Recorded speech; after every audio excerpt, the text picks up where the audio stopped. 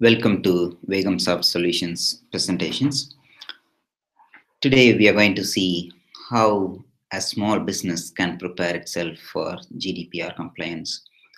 I published a video last time to give you an overview of the GDPR regulation. This regulation, just for those who haven't seen it, this regulation comes into effect in May 2018. Every business, small to big enterprises, need to be compliant to this regulation. If you haven't seen my previous video, please go back to my videos list and you should be able to see the overview video. I'm focusing mainly, we in Vegamsoft Solutions focusing mainly for small businesses because there are companies and consultants focusing on medium and enterprise businesses at huge cost. They charge significantly higher, but we wanted to give a very cost-effective solution, we at Vegamsoft Solutions, to these small businesses who can't afford to spend tens of thousands of pounds to implement GDPR. There are a couple of information you need to keep in mind. One is in this video, I'm going to explain some 12 steps involved in preparation. These are only for information purposes. You shouldn't take this as the complaints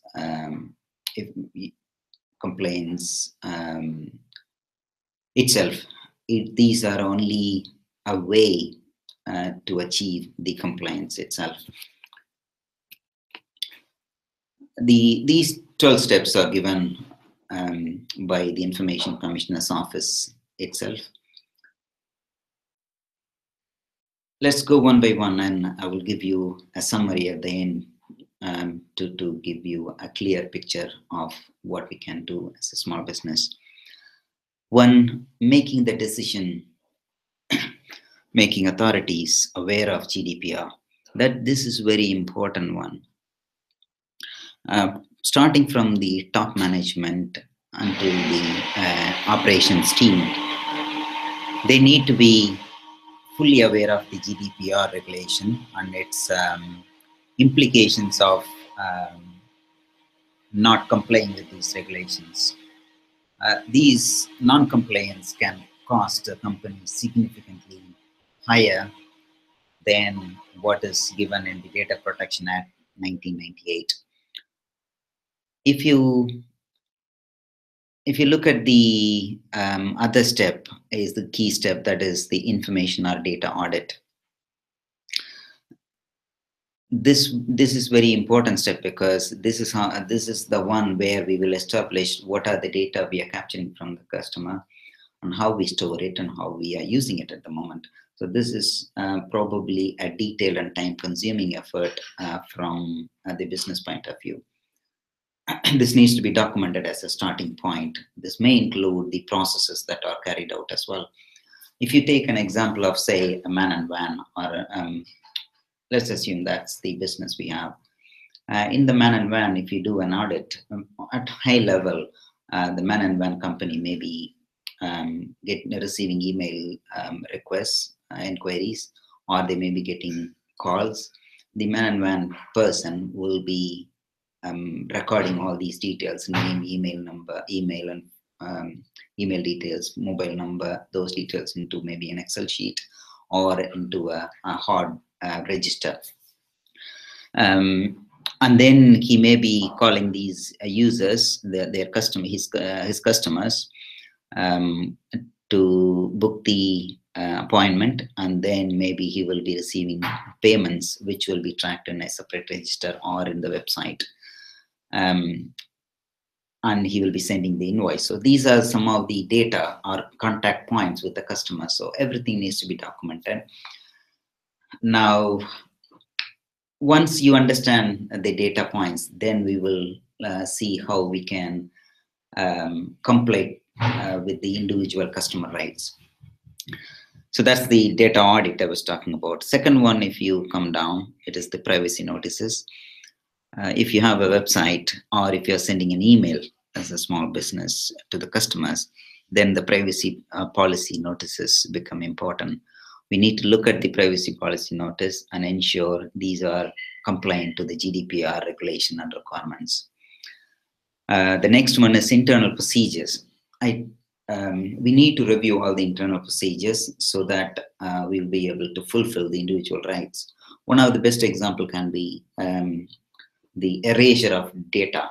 If a customer gives a call to the business and says, can you erase all my relevant details related to me, then that's a request. How do we erase all the data? First thing, we should have known what are the data available and where it is available. Maybe in the hard copies, in an Excel sheet, or in Google Drive, or it may be in the website. So you need to have a clear idea what are the areas, where are the data lying, and how do we erase them and confirm back to the user. So that's the procedure we need to establish, and we need to document it as well. The next one is reviewing the procedure for subject access requests. That's important one from GDPR point of view. What it means is if a customer asks, can you tell me what are my personal details that you are holding with you at the moment, then we should be able to give the customer, okay, I'm holding your name, email, and phone number with us, kind of thing. So that's the kind of request you should be able to. So we need to have a process or a procedure written down. How do you, if you get that request, how will you fulfill that request? You need to remember all these requests need to be completed within 30 days. Otherwise, we need to give explanation, and you may become uncompliant if you don't follow, if you don't comply within that SLA. The few more things, for example, the next one we need to document what is the legal basis to process the data. GDPR explains what are the legal basis by which you can collect the data, store and process the data. We need to have at least one legal basis to collect the data from the customer. We need to document that legal basis as well. Next, the consent, managing the consent itself.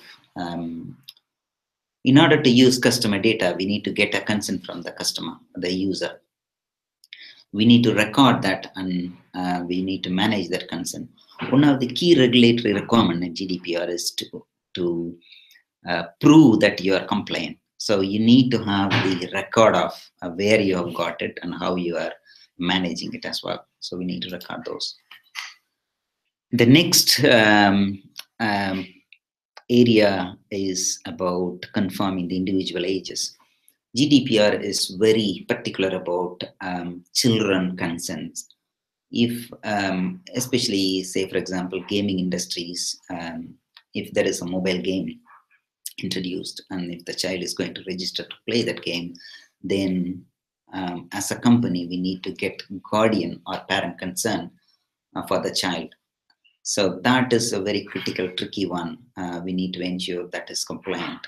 We can't just take, we can't just show a message saying it is your responsibility. It's all coming into company's responsibility. GDPR gives all responsibility to the company, not to the user. And the next one is a breach itself. In Data Protection Act 1998, reporting the breaches is not mandatory, but in GDPR, every breach needs to be reported back to the supervisory authority. Now we need to have a process how we can detect the breach, how we will report the breach, and how do we manage or rectify the breach as well. So that procedure need to be written down. There is very important element here is the data protection by design. This is an excellent one from customer point of view. An example can be, easy example can be Facebook. In Facebook, there are plenty of privacy options available. We need to go inside and enable those options, privacy options. But in GDPR, once it becomes effective, as a company, they need to activate all these privacy options for the benefit of the user. Company cannot just leave it saying, can you go and enable it if you want? No. By default, by design, these needs to be enabled. That's what it means. There are certain technical aspects as well from the by design point of view. When you design a website, any privacy option needs to be enabled, and it needs to be in the best interest of the user, not best interest of the company. I think marketing companies who hold the data and use the data for marketing purposes will be heavily impacted on these on this particular compliant aspect. The next one is designating a data protection officer. As per the regulation, if you have more than 250 employees, you need to have DPO. But I would say even if you're crossing 50 employees, the options of the opportunities go wrong becomes very high. So we need to have a data protection officer, maybe 50 to 100 employees or more, so that the company can monitor these complaints more effectively and report back to the supervisory authority. Last but not the least, if your company is operating in multiple European Union states, then we need to declare which is going to be the lead data protection supervisory. Say if you're operating in UK and in Germany, we need to let the supervisory authority know who's going to be the one, and we need to let this to be informed to the user as well through privacy policies. Okay, so these are some of the key steps we need to follow through. It's not given in its entirety. The steps followed needs to be adapted based on customized based on the company's need and the business it's doing. We are more than happy to help you to do that analysis. But in summary, if you look at it, I've mentioned in a number of places we need to document it, and we need to let the customer know. So these are the two places. So effectively, we need to produce two documents. One, the data protection compliance document or compliance policy, which needs to be kept within the company. This should capture all the data that is used, how we are storing it, how we are going to comply with these different requirements of the GDPR. So that document should have the end-to-end policy. This will act as a compliant, as an evidence to establish that we are compliant to this policy. So that's one document. The second document we need to produce is probably the privacy policy. That is going to be shared with the customers for the to prove that we are compliant from the customer point of view as well.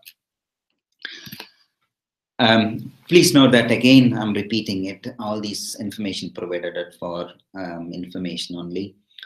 We need to, every company should review their own business model, operating procedures, and they need to establish an approach in order to be compliant.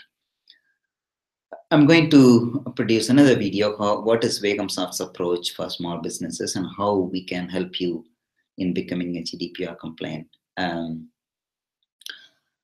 This could be very useful to you, and I will try to upload this video in the next few days' time. Watch out for the space. Hope this video was helpful to you. See you in the next video. Thank you. Bye.